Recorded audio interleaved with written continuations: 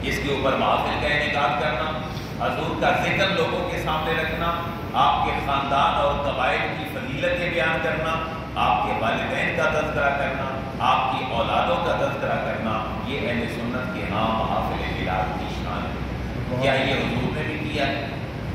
کبھی حضور نے ایسا کیا ہو کہ لوگ بیٹھے ہوں اور حضور نے اپنی شان بیان کی؟ کبھی ایسا ہوا ہو کہ حضور اور صحابہ بیٹھے ہو تو آقا دو جہاں علیہ السلام نے بنو ہاشم کی فضیلتیں بیان کی؟ کبھی ایسا ہوا ہو حضور بیٹھے ہو قریش کی فضیلتیں بیان کی؟ کبھی ایسا ہے کہ حضور بیٹھے ہو صحابہ کے ساتھ اور قریش سے اوپر بنی کنانہ کا تذکرہ؟ اور کبھی ایسا ہوا ہو حضور تشریف فرما ہو صحابہ کے سامنے اور پھر آپ نے اپنے قبیلے کی بڑی شاخ بنو اسماعیل کا تذکرہ کیا ہے؟ احادیث مبارکہ میں وضاحت کے ساتھ موجود ہے، سنیں اور حدیث ود ریفرنس اپنے پاس رکھیں۔ یہ جامع ترمذی کی حدیث ہے 3608 3608۔ آقا دو جہاں علیہ السلام حضرت عباس رضی اللہ تعالیٰ عنہ آقا دو جہاں علیہ السلام کے پاس آئے۔ حضرت عباس حضور کے کیا لگتے ہیں؟ چچا۔ حضور کے پاس آئے، منکرین نے حضور کی شان میں تو جملہ بولا جو حضرت عباس کو پسند نہ آئے، کوئی حرزہ سرائی کی، حضور کی معاذ اللہ تنقیص بیان کی۔ اہل مکہ نے، مشرکین نے، منافقین نے حضرت عباس حضور کے چچا کے کانوں تک پہنچی تو آپ کس کے پاس آئے؟ حضور کے پاس آئے۔ آقا تو جہاں علیہ السلام کے پاس آئے، حضور کو عرض کیا حضور آج میں نے یہ بات سنی ہے منکرین سے، تو آقا تو جہاں علیہ السلام مسجد کے اندر، مسجد نبوی کے اندر ممبر رکھ کر اس کے اوپر آپ تشریف فرما ہوئے اور آپ نے پورے فضائل خود آپ نے بیان فرمائے۔ وہ فضائل سنیں تو سوال کو فضائل ہیں۔ آپ نے فرمایا لوگوں من آنا، جانتے ہو میں کون ہوں؟ کیا فرمایا؟ من آنا، یہ حدیث کے الفاظ ہیں، ایک لفظ میں سوال ہے۔ کیا فرمایا؟ من آنا، میں کون ہوں؟ صحابہ کرام رضوان اللہ تعالیٰ علیہ مجمعین نے حضور کا جب یہ جلال دیکھا تو خود کچھ کہنے کی ہمت ہی نہ ہوئی، عرض کیا کرنے لگے؟ انت رسول اللہ علیہ السلام، حضور ہم تو اتنا جانتے ہیں کہ آپ اللہ کے رسول ہیں، علیہ السلام، آپ کے اوپر سلام ہو، آپ اللہ کے رسول ہیں، آپ کے اوپر سلام ہو۔ آقا تو جہاں علیہ السلام نے منکرین کو ان کے ان جملوں کے بعد جھوٹا کرنے کے لیے حضور نے اپنی شان کو بیان فرمائی۔ آپ نے فرمایا سنو، انا محمد، میں کون ہوں؟ میں محمد ہوں۔ محمد کون ہے؟ جس کی بار بار تعریف کی گئی، جس کی عرش پہ بھی تعریف ہو، جس کی فرش پہ بھی تعریف ہو۔ فرمایا انا محمد، تمہاری عرضہ سرائی سے، تمہارے گندے الفاظ سے میری شان میں فرق نہیں پڑتا۔ انا محمد، میں کون ہوں؟ میں محمد ہوں، میں تو تعریف کیا گیا ہوں۔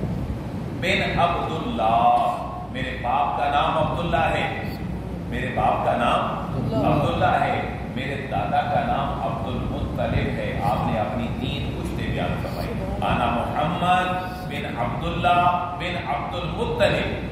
یہاں سے اہل سنت کے ایک عقیدے کی مزید وضاحت ہوتی ہے میرے بھائیوں، ایک نہیں درجنوں کتابیں حضور کے والدین کے مومن نہ ہونے پہ مارکیٹ اور سوسائٹی میں ملتی کہ حضور کے والدین معاذ اللہ صاحب ایمان نہیں تھے، حضرت عبداللہ ایماندار نہیں تھے، حضرت آمنہ صاحب ایمان نہیں تھی۔ اہل سنت کا عقیدہ کیا ہے؟ حضور کے والد حضرت عبداللہ اور حضور کی والدہ سیدہ حضرت آمنہ طیبہ طاہرہ رضی اللہ تعالیٰ عنہما، یہ دونوں صاحب ایمان۔ اگر معاذ اللہ ان کے اندر کوئی اسلام کے علاوہ کو پہلو ہوتا تو کیا حضور ان کو اپنی پہچان بناتے؟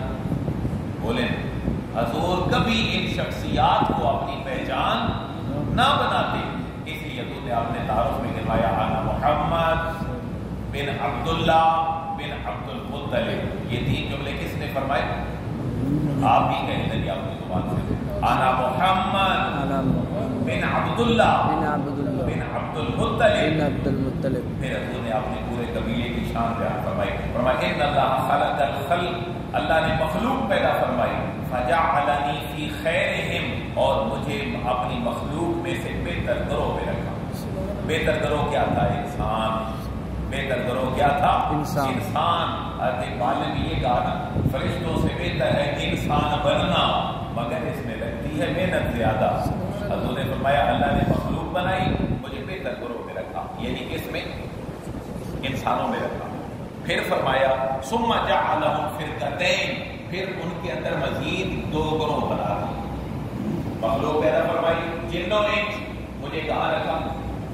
انسانوں میں رکھا، اور انسانوں کے اندر پھر اللہ نے اور گروہ بنائے جو حضرت ابراہیم کے بعد تقسیم ہوئے۔ ایک کا تعلق بنی اسحاق کے ساتھ تھا اور ایک کا تعلق بنی اسماعیل کے ساتھ تھا۔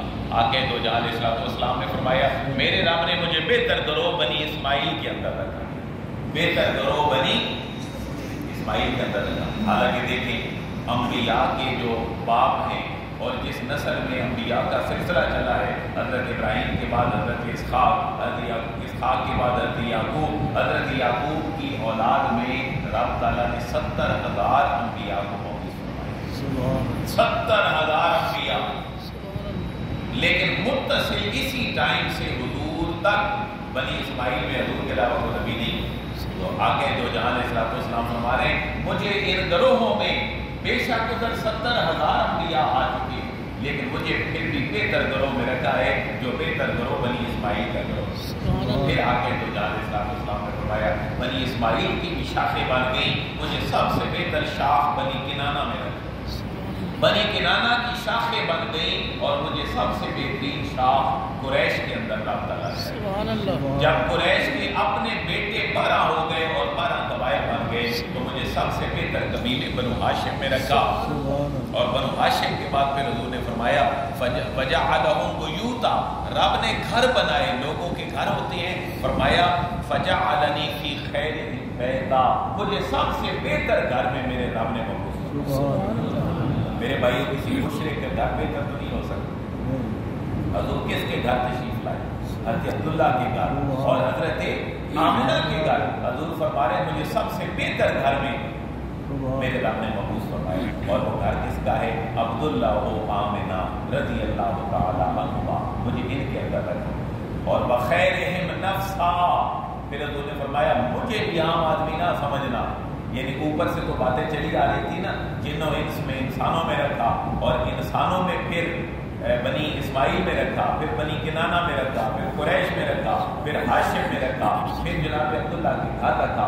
حضور نے فرمایا یہ ساری فضیلتیں ختم نہیں ہوئی، مجھے بھی عام چیز نہ سمجھنا، بخیرہم نفسا، مجھے رب تعالیٰ نے نفس اور پرسنالٹی کے اعتبار سے سب سے بہتر پیدا۔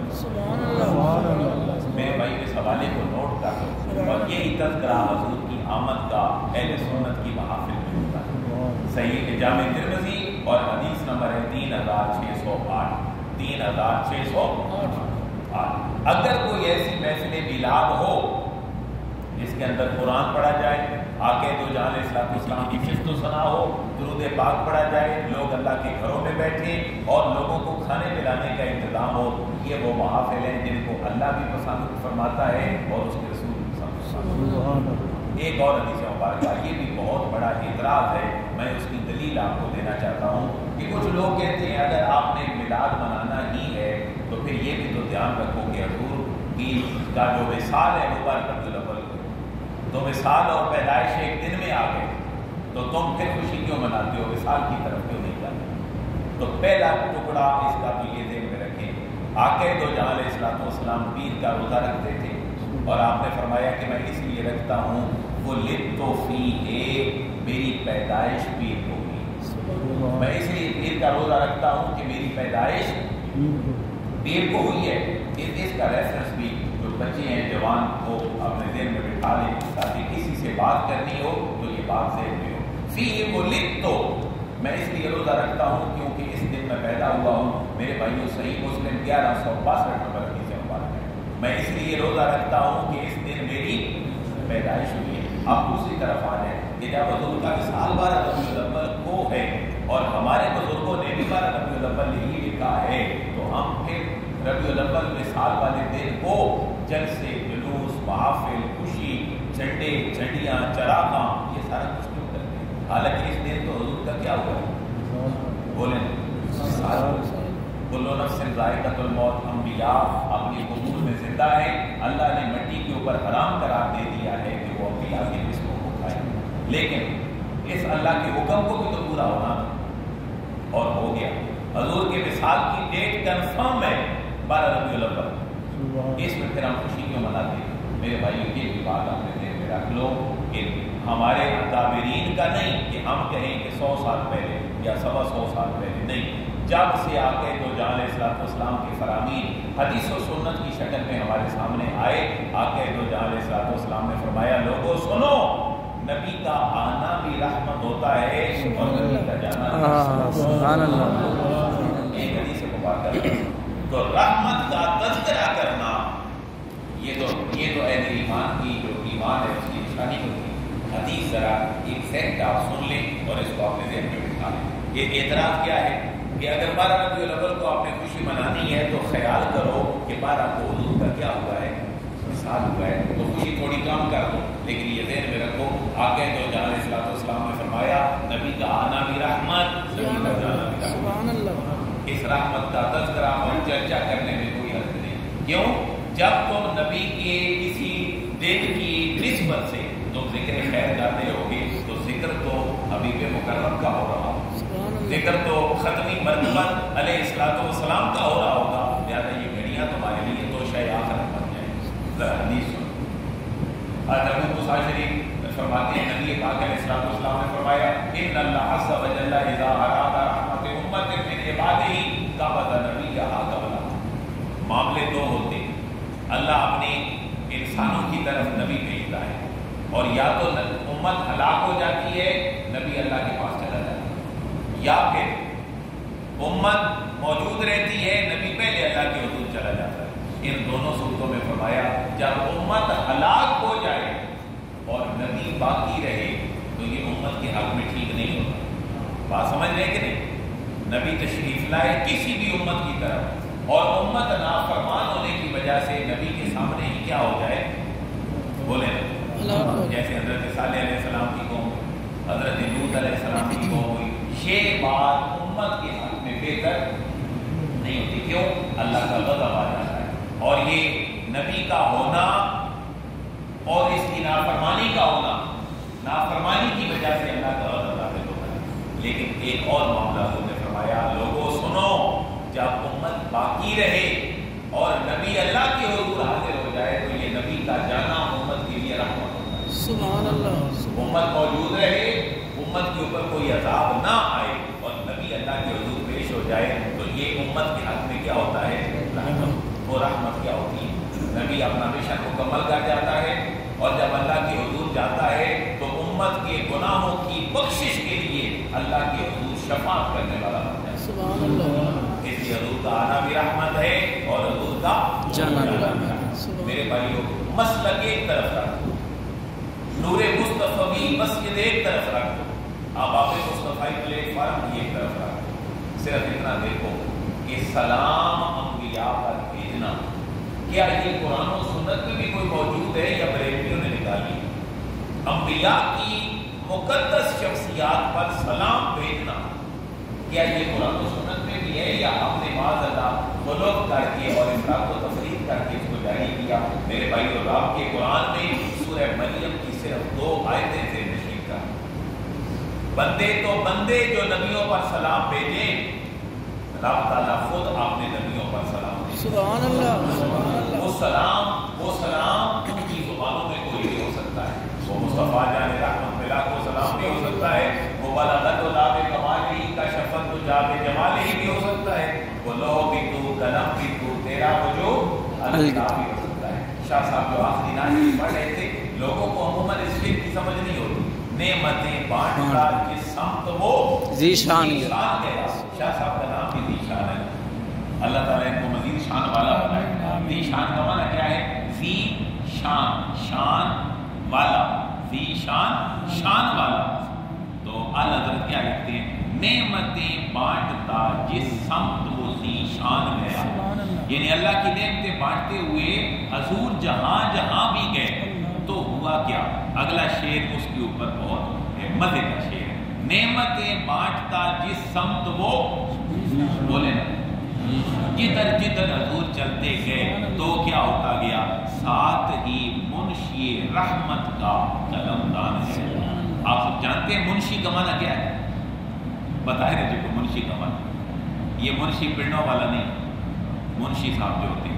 منشی اس میں فاعل کا صیغہ ہے، سبجیکٹو سینس میں، اور اس کا معنی کیا ہے؟ جو آپ کہتے ہیں نا انشاءاللہ، ترجمہ کیا ہوتا ہے؟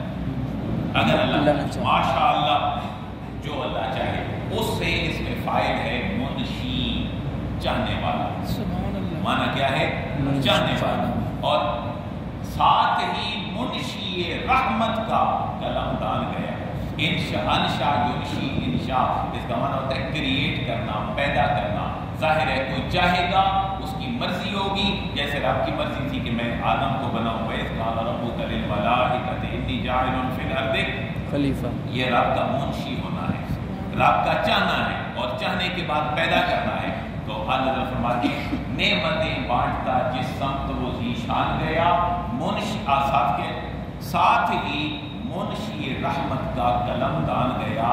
جو خالق ہے رحمت کا وہ کون ہے؟ اللہ ہے۔ ساتھ ہی منشی رحمت کا قلمدان گیا، وہ قلم جس کے اندر رکھا ہوتا ہے نا، وہ قلمدان ہوتا ہے۔ آج کل تو اس میں پین کھولا، بند کیا اور ڈال دیا، یہ آپ کا بنیادی طور پر قلمدان ہے۔ پہلے کیا ہوتا تھا؟ یہ قلم، اور کس کے اندر ہوتا تھا؟ جیسے گل، پھول کس کے اندر ہوتا ہے؟ دان، دان کا معنی ہوتا ہے رکھنا، گل دان۔ اسی طرح قلم دان، تو میں منشی رحمت کا قلم دان گیا، جدھر جدھر میرا حبیب گیا، رب کا قلم بھی ادھر گیا، اور لوگوں کی قسمتیں بدلتی۔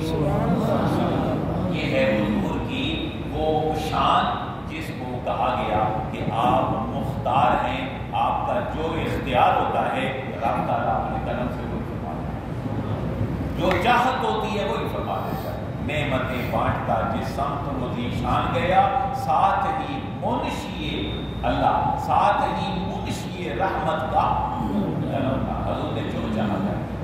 آپ ذرا دیکھیں اللہ تعالیٰ سورہ مریم میں فرما رہا ہے تم حضور کی ولادت کی وقت کی گھڑیوں میں سلام پہ جھگڑتے ہو، میرا یہ مسلک ہے، میرا وہ مسلک ہے، میں سلام نہیں پڑھتا، سلام کھڑے ہو کے نہیں پڑھا جاتا۔ میرے ایک دو دوست ہیں کالج، ایک دو دفعہ میرے ساتھ یہاں آئے جمعے پہ، وہ مسلک کے لحاظ سے اور تھے، تو وہ سلام یہاں پڑھتے رہے، تو میں نے دیکھا اس کو پیچھے ہاتھ باندھے ہوئے، تو ایک اور دوست کھڑا تھا، اس نے یوں ہاتھ باندھ دی، مطلب یوں نہ باندھے۔ یعنی میں یہ کہنا چاہتا ہوں کہ یہ جھجک ہمارے ذہنوں میں کس نے ڈالی ہے کہ انبیاء کی بارگاہ میں سلام سے افضل بھی پڑھتے ہیں۔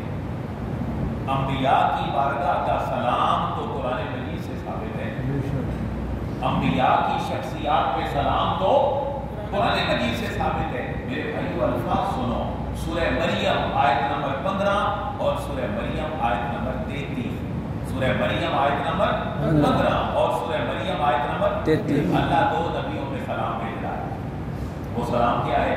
وَسَلَامٌ عَلَيْهِ، میرے یحییٰ کے اوپر سلام، سلام علیہ میرے یحییٰ پر سلام ہو۔ کب کب سلام ہو؟ یوم ولد، جس دن یحییٰ پیدا ہوا اس دن یحییٰ کے اوپر سلام ہو، اس دن کی برکتوں پر سلام ہو، یحییٰ کے میلاد کے اوپر سلام ہو۔ وَیوم یموت، اور یحییٰ جس دن مرا اس دن کے اوپر بھی سلام ہو۔ وَیوم یبعث حیّا، اور میرا یحییٰ، میرا نبی، میرا نیک بندہ، یبعث، جس دن اٹھایا جائے گا قیامت کو، اس لمحے بھی میرے یحییٰ کے اوپر سلام۔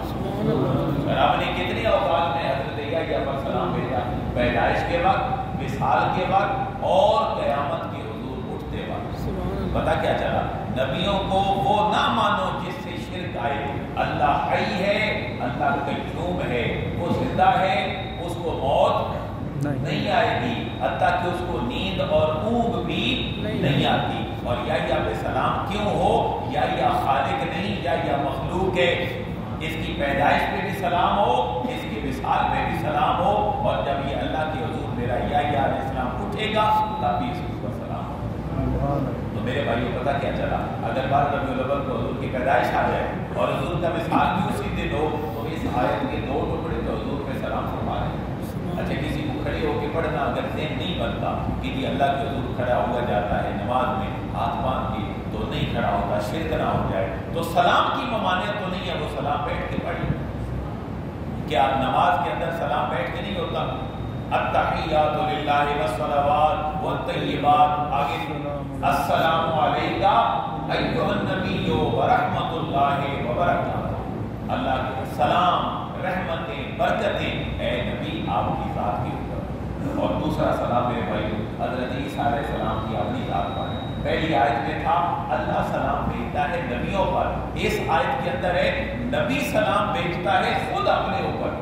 سورہ آل عمران آیت نمبر 33، وہ کیا ہے؟ اللہ فرما رہا ہے میرا عیسیٰ کیا کہتا ہے؟ والسلام علیہ، سلام ہو میرے اوپر، سلام ہو میرے اوپر۔ یہ کون کہہ رہا ہے؟ عیسیٰ عیسیٰ علیہ السلام۔ والسلام علیہ، میرے اوپر سلام ہو، یوم ولدت، جس روز میں پیدا ہوا، ویوم اموت، اور جس دن میں مروں گا، ویوم ابعث حیا، اور جس دن میں اٹھایا جاؤں گا۔ ان تینوں اوقات میں عیسیٰ کہتے ہیں میرے اوپر سلام۔ اس سے پتہ کیا چل رہا ہے بھائی؟ حضرت عیسیٰ آسمانوں پہ زندہ ہیں، یہ مسلمانوں کا عقیدہ ہے۔ وہ تشریف لائیں گے اور یہاں پر دجال کو ختم کریں گے، صلیب توڑیں گے، خنزیر ماریں گے، اور یہودیوں کا خاتمہ ہوگا، کیونکہ یہ باقی ہیں، انہوں نے عیسیٰ علیہ السلام جو ان کے بقول ہے کہ ہم نے صلیب کر دیا، ہینگ کر دیا، یہ یہودیوں کا تھا کہ عیسیٰ علیہ السلام آزاد باقی ہے، یہ معاشرے کا باقی آدمی ہے، اس کو ہینگ کر دو۔ عیسیٰ کو ہینگ کیا کس نے؟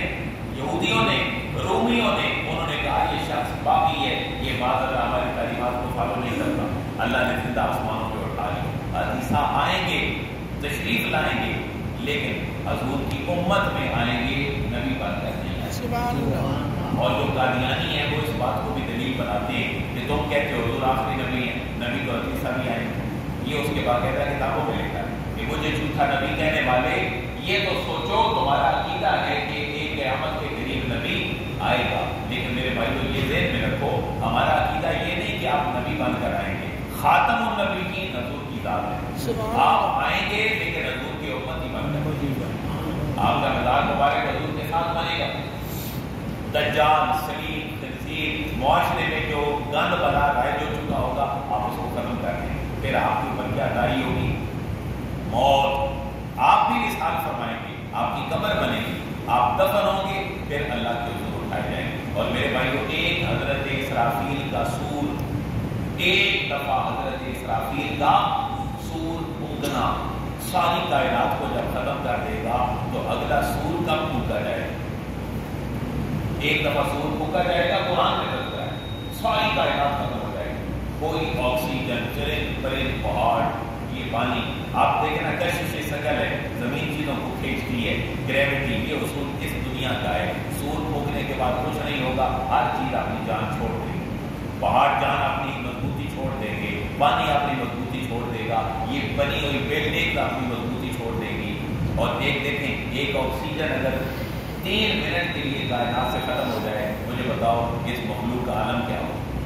صرف 3 منٹ کے لیے آکسیجن اس پورے خطہ ارضی سے ختم ہو جائے، میرے بھائیو انسان کوئی زیرو اس کا اس مخلوق کے اوپر زندہ نہیں رہ سکتا۔ حضرت اسرافیل، یہ عقیدے کا مسئلہ ہے، میں آپ کو بتا رہا ہوں، یہ عقیدے کا مسئلہ آپ نے ذہن میں رکھیں۔ حضرت اسرافیل کتنی دفعہ سور پھونکیں گے؟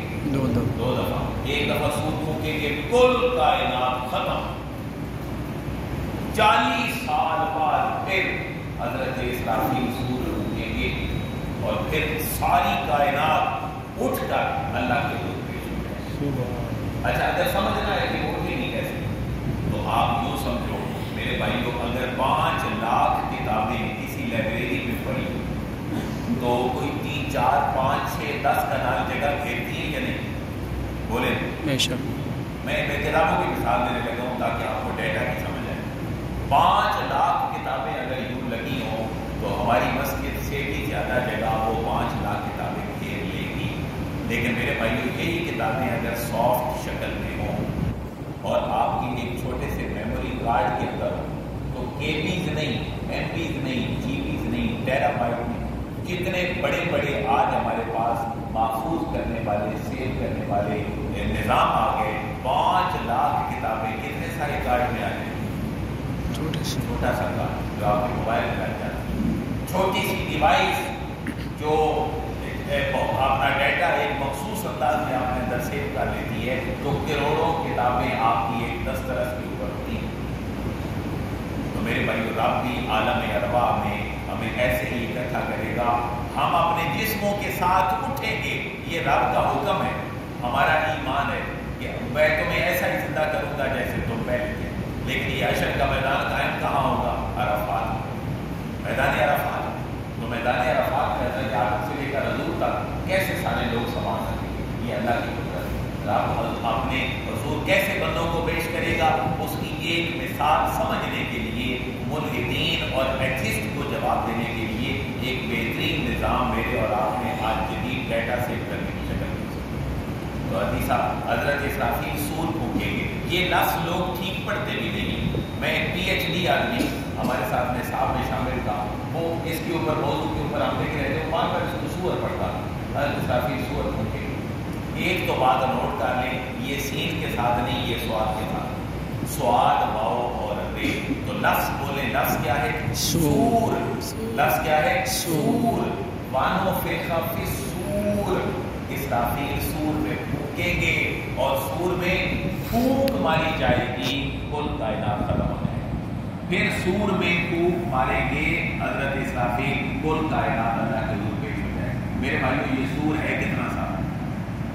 یہ اللہ کی قدرت۔ احادیث میں اتنا مطالعہ ملتا ہے کہ سور بانسری کی طرز کی ایک چیز ہے، بانسری کی طرز کی ایک چیز ہے۔ اور سمجھنا چاہیں تو 14 اگست کو بچے باجے پیپڑیاں بجاتے ہیں۔ مثال کے لیے اس طرح کی چیز اللہ کی قدرت سے جناب اسرافیل کو اللہ نے دی، تو یہ بھی اسرافیل بنے ہوتے ہیں وہاں 14 اگست کو بچے ہمارے کل پاکستان انہوں نے جناب کا پٹا دیا۔ تو یہ سور میں حضرت سور پھونکنا سے مراد کیا ہے؟ سور میں پھونک مارنا۔ تو حضرت عیسیٰ علیہ السلام آئیں گے، آپ کے اوپر موت طاری ہوگی، آپ کی قبر انور بنے گی حضور کے ساتھ، پھر قیامت قائم ہوگی۔ تو حدیثہ سورہ مریم کی آیت نمبر 33 میں کیا فرما رہے ہیں؟ والسلام علیہ یوم ولدت و یوم اموت و یوم ابعث حیا۔ میری پیدائش پہ بھی سلام، میرے وصال پر بھی سلام، اور میرے رب کے حضور اٹھنے پر بھی سلام۔ اور اللہ تعالیٰ ایک بار نہیں، سب کو وسلام اور متعدد جگہ پر میرے بھائی کے سلام پڑھتا ہے۔ تو میرے بھائیو یہ ذہن میں رکھو کہ صاحب قسمت لوگ ہیں، قسمت والے ہیں جو انبیاء کی شان پر سلام دیتے ہیں۔ میرے بھائیو اللہ گواہ ہے، میں ممبر رسول پہ بیٹھا ہوں، یہ مسلک کا مسئلہ نہیں ہے، یہ اہل ایمان کے ایمان کا مسئلہ ہے۔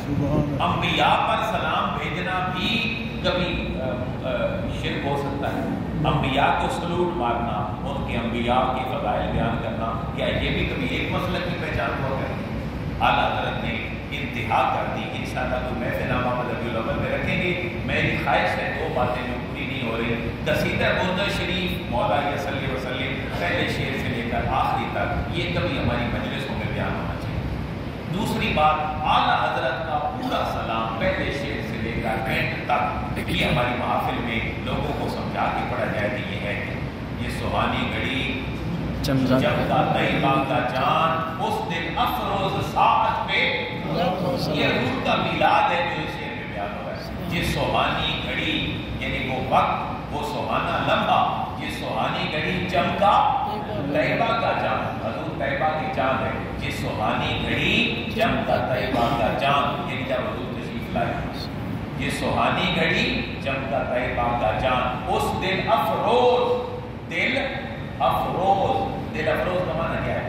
دل زندہ کرنے والی، دل جیتنے والی، دلوں کو زندگی بخشنے والی، اس دل افروز ساعت پہ حضور کی پیدائش کی گھڑی، حضور کی ذات کے اوپر اتنا بڑا سلام، اور پھر حضور کے بال، حضور کے کان مبارکہ، آنکھیں، پیشانی، ناک مبارکہ، آپ کے لب مبارکہ، آپ کے رخسار مبارکہ، آپ کے جناب داڑھی مبارکہ، گردن، ہاتھ، پاؤں، سراپا پورا اعلیٰ حضرت نے مصطفیٰ جان رحمت میں حضور کی شان بیان کیا۔ مصطفیٰ جان رحمت پہ لاکھوں سلام، شمع بزم ہدایت پہ۔ میرے بھائیو دو تین باتیں میں نے آپ کی کلیئر کرنے کی کوشش کی ہیں، حضور کا آنا بھی رحمت، حضور کا جانا بھی رحمت، اور پھر سلام پڑھنا، یہ تو اللہ تعالیٰ کی اپنی سنت ہے، وہ انبیاء پر سلام بھیجنا ہے۔ اللہ تعالیٰ سے دعا یہ ہے